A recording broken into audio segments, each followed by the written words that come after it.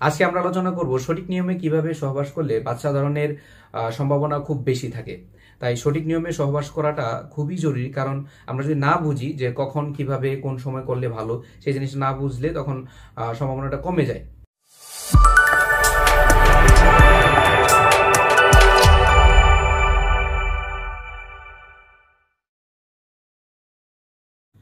আসসালামু আলাইকুম রহমতুল্লাহ বারাকাতু। কেমন আছেন বন্ধুরা? আশা করি সকলে ভালো আছেন। প্রতিবারই নিয়ে আপনাদের সামনে আবার এসে বললাম। আজকে আমরা আলোচনা করব সঠিক নিয়মে কিভাবে সহবাস করলে বাচ্চা ধারণের সম্ভাবনা খুব বেশি থাকে। তাই সঠিক নিয়মে সহবাস করাটা খুবই জরুরি, কারণ আমরা যদি না বুঝি যে কখন কিভাবে কোন সময় করলে ভালো, সেই জিনিসটা না বুঝলে তখন সম্ভাবনাটা কমে যায়। তাই আমরা এই বিষয়ে একটু আলোচনা করি। প্রথমত আমাদের জানা দরকার আগে আমাদের সেক্সুয়াল পার্টগুলো। আপনারা দেখতে পারতেছেন, আপনাদের সামনে একটা ছবি দেখাচ্ছি। এখানে আমরা দেখার চেষ্টা করতেছি একটা মেয়ের জননাঙ্গ।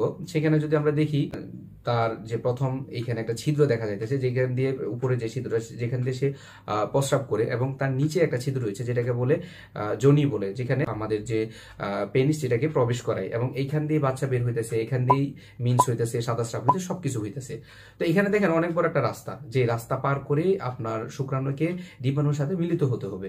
প্রথম যে পার্টটা আপনারা দেখতে পারতেছেন, এইখানে হলো সেই পার্টটাকে বলে হলো যোনি পার্ট, এবং তার পরবর্তী যে পার্টটা সেটাকে বলে জরায়ু, যেখানে কিনা বাচ্চা ধারণ হবে, বাচ্চা থাকবে, এবং আপনার শুক্রাণুটা ডিম্বাণুর সাথে মিলিত হয়ে একটা ফার্টিলাইজেশন হবে।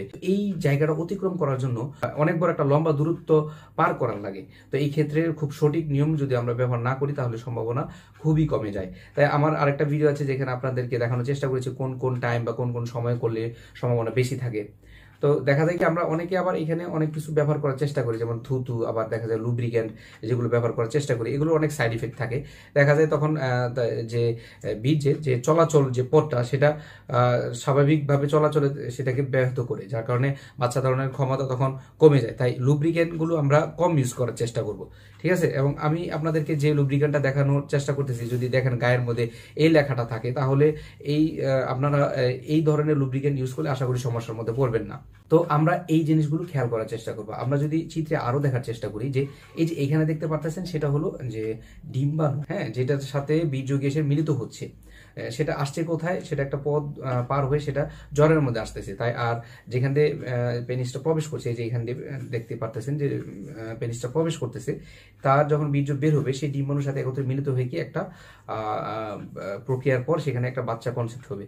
তাই এই ক্ষেত্রে আমাদের সঠিক নিয়মটা জানা খুবই জরুরি, যে কখন এবং কিভাবে করলে ভালো। অনেকেই চিন্তা করে যে কোমর নিচে বালিশ দিলে হয়তো খুব দ্রুত সম্ভাবনা থাকে, বা এরকম আরো কিছু মেথড আছে যেগুলো করলে হয়তো সম্ভাবনা বেশি থাকে। এগুলো